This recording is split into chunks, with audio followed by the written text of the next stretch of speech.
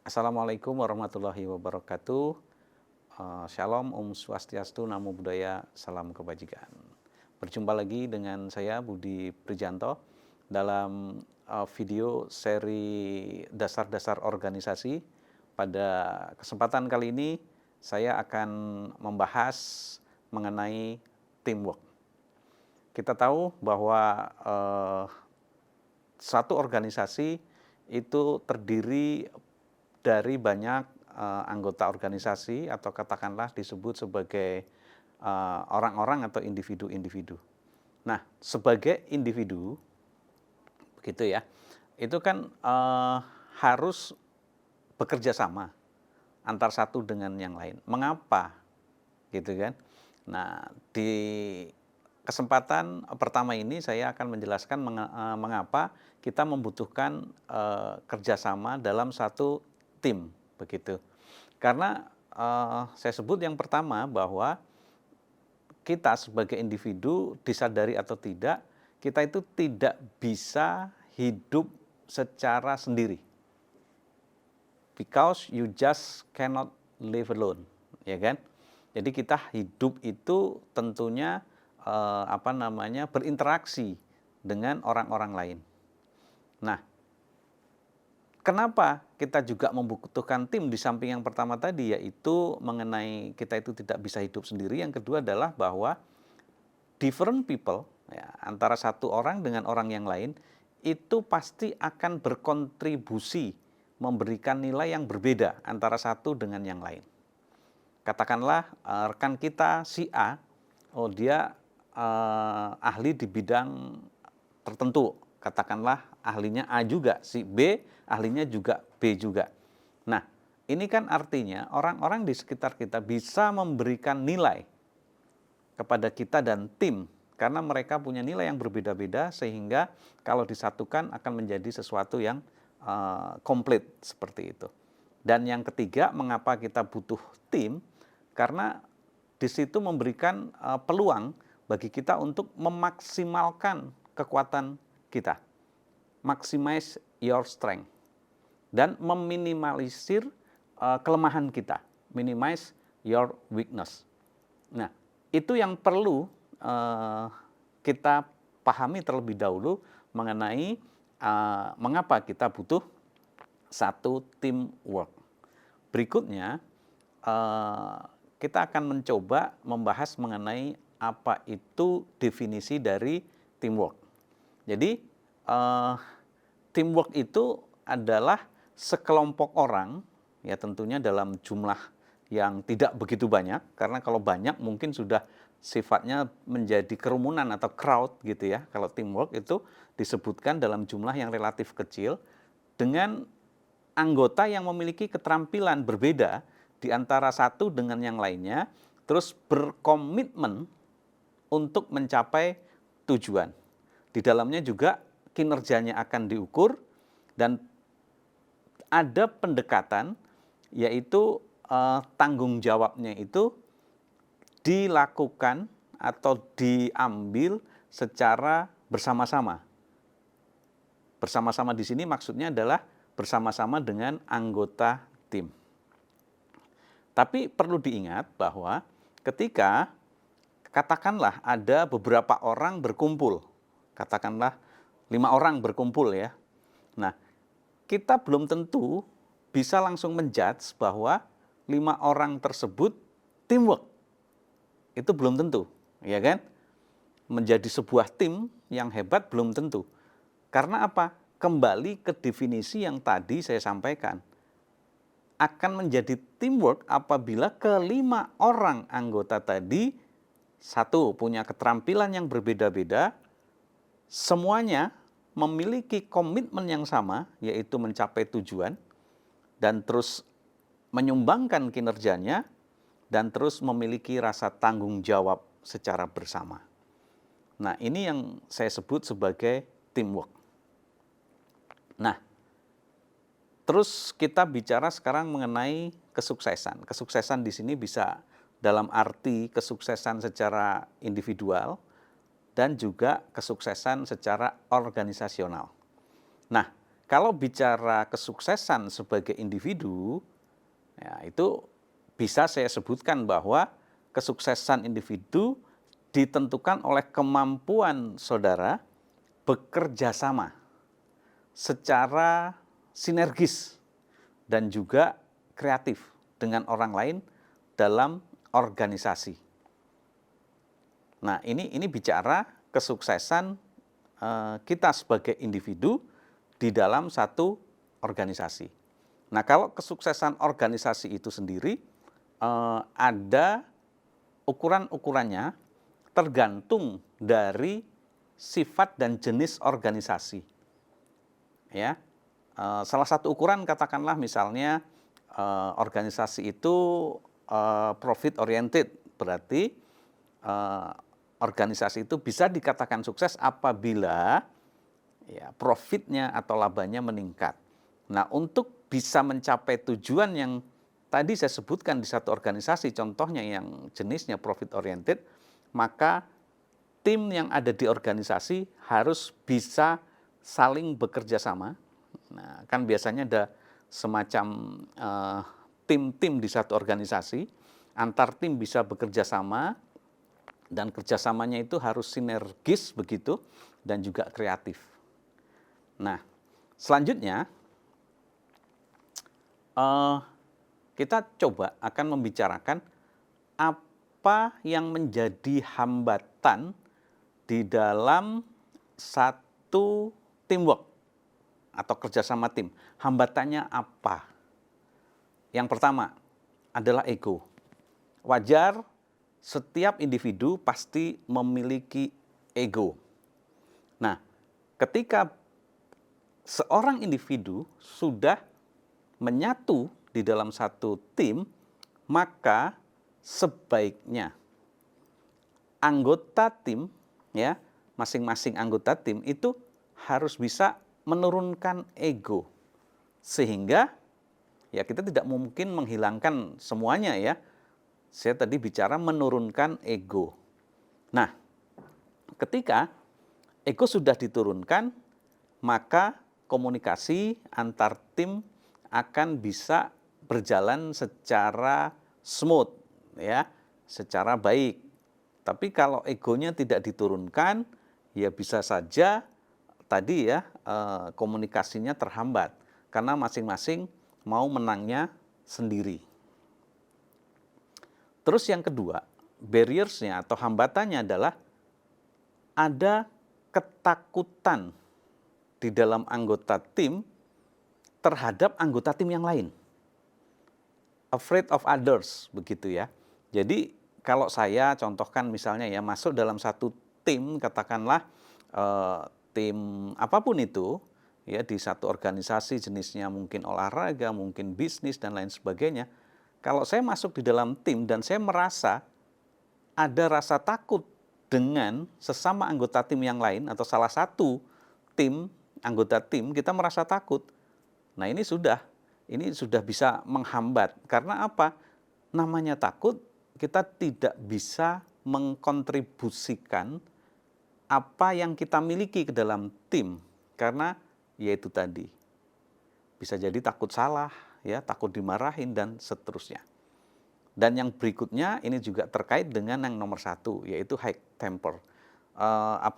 Temperamennya itu yang sangat tinggi ya, dikit-dikit marah, nah seperti itu. Itu yang menurut saya bisa saya katakan sebagai hambatan di dalam teamwork. Nah, berikutnya bagaimana membangun satu tim yang baik. How to build a great team. Yang pertama ya siapa dan apa. Nah, ini saling terkait ya. Siapa itu berarti menunjuk atau memilih anggota tim. Nah, di dalam memilih anggota tim tentunya ada semacam kriterianya. Kriteria yang mendasar adalah what tadi, ya. Apa tujuan daripada tim ini dibentuk. Kalau sudah tahu tujuannya apa, bisa melakukan semacam analisis kebutuhan-kebutuhan orangnya dengan kualifikasi apa saja. Harus misalnya punya tenaga pemasar yang handal, punya satu tim finance yang handal, terus ada tim yang mengetahui mengenai rantai pasokan dan selanjutnya. Apa yang saya ceritakan ini kalau misalnya what-nya, tujuannya itu adalah profit oriented, seperti itu. Nah, itu yang saya sebut antara siapa yang dipilih dan apa yang menjadi tujuan menjadi satu kesatuan yang tidak bisa dipisahkan, dan juga hal yang sangat penting. Yang pertama dalam bagaimana membangun sebuah tim menjadi besar. Ya. Nah, yang berikutnya ini ada semacam culture of discipline, ya, budaya disiplin. Nah, bicara budaya disiplin, saya coba membagi dalam dua bagian penting. Yang pertama adalah build up, ya, terus yang berikutnya adalah breakthrough. Ya, yang pertama harus anggota organisasi itu didisiplinkan terlebih dahulu terhadap berbagai hal. Misalnya disiplin dalam memenuhi waktu kerja yang dipersyaratkan. Disiplin untuk mencoba berusaha semaksimal mungkin mencapai KPI yang sudah ditentukan oleh pimpinan tim, misalnya seperti itu. Nah, yang berikutnya, kalau disiplinnya ini masing-masing sudah menjalankan, maka disiplin ini menjadi satu disiplin yang sudah membiasa, disiplin touch, ya. Jadi atmosfer disiplin itu sudah terjadi. Nah, dua tahap ini ya, yang pertama mendisiplinkan anggota tim dan akhirnya bisa tim itu atmosfernya sudah terbangun menjadi tim yang berdisiplin, itu saya anggap sebagai bagian yang pertama tadi saya sebut build up, ya. Nah, terus berikutnya ketika breakthrough, itu disiplin ini sudah menjadi satu action, ya, sudah dipraktekkan dari waktu ke waktu, dari hari ke hari, dari jam ke jam dan seterusnya, ya. Nah, disiplin ini nanti bisa saja menstimulasi komitmen, ya. Dengan disiplin maka anggota tim akan terangsang untuk terus meningkatkan komitmennya. Dan yang berikutnya adalah menjadi satu habit. Habit itu satu kebiasaan, seperti itu. Itu yang kedua. Yang berikutnya, yang ketiga,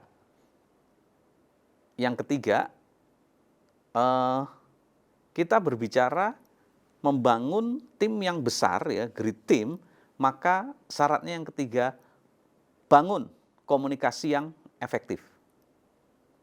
Ya, komunikasi efektif itu ada jargon yang bisa dipegang lah begitu ya sebagai pedoman. Biasanya disebut sebagai REACH, R-E-A-C-H, R-E-A-C-H. Nah, ini jargon di dalam komunikasi yang efektif. Yang pertama itu adalah R, ya. R itu kalau dipanjangin itu adalah respect. Respect itu adalah bagaimana saling menghargai di dalam satu tim, ya, yang terdiri dari banyak orang. Kalau hal ini bisa dijalankan, ya tentunya mendorong terciptanya komunikasi yang efektif. Berikutnya, empati. Bagaimana anggota organisasi itu aktif mendengarkan atau memahami pembicaraan anggota tim yang lain sebelum yang bersangkutan speak up, berbicara, urun rembuk seperti itu, ya. Itu yang kedua, ya. Tadi R sudah, E sudah, A. Audible. Audible ini lebih pada bagaimana kita mengartikulasikan ide-ide kita secara gamblang, secara clear, sehingga mudah dimengerti oleh anggota tim yang lain. Ya, berikutnya, care.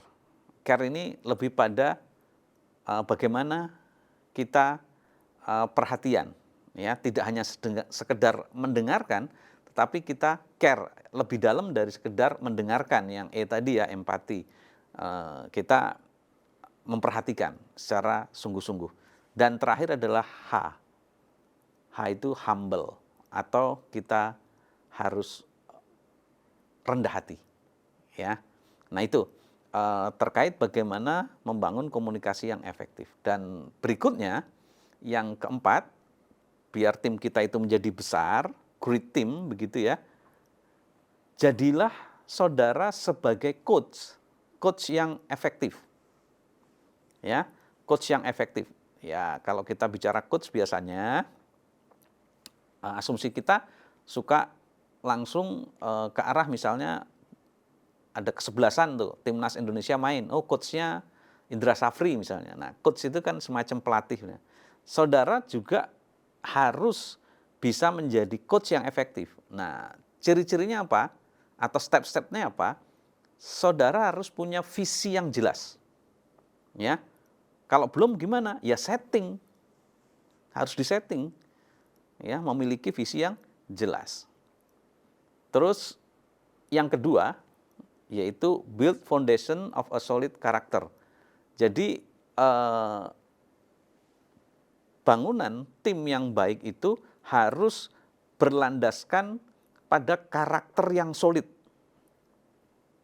Masing-masing anggota tim harus punya karakter yang solid. Apa itu karakter yang solid? Contohnya, katakanlah harus jujur, ya toh. Yang kedua, berintegritas, bertanggung jawab.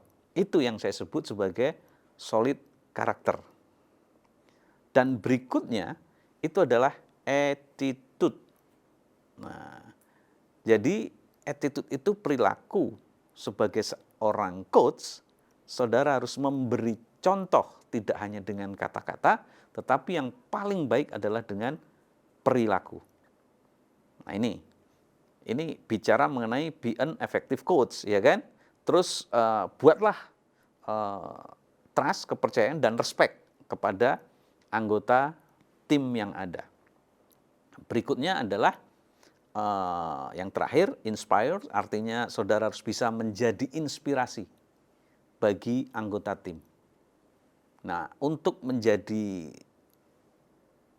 inspirator bagi tim itu bukan perkara mudah, ya. Ini merupakan akumulasi dari poin yang pertama tadi saya jelaskan. Anda harus punya clear vision, Anda harus punya solid karakter, jujur, integritas, bertanggung jawab.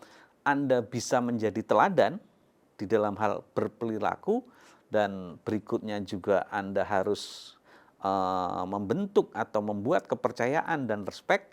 Semua itu kalau bisa dijalankan, Anda bisa menjadi seorang inspirator di dalam tim itu.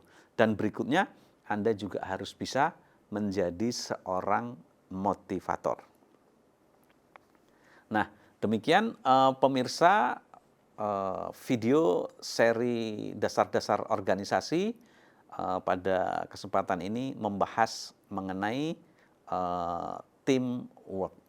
Demikian kurang lebihnya, mohon maaf. Assalamualaikum warahmatullahi wabarakatuh.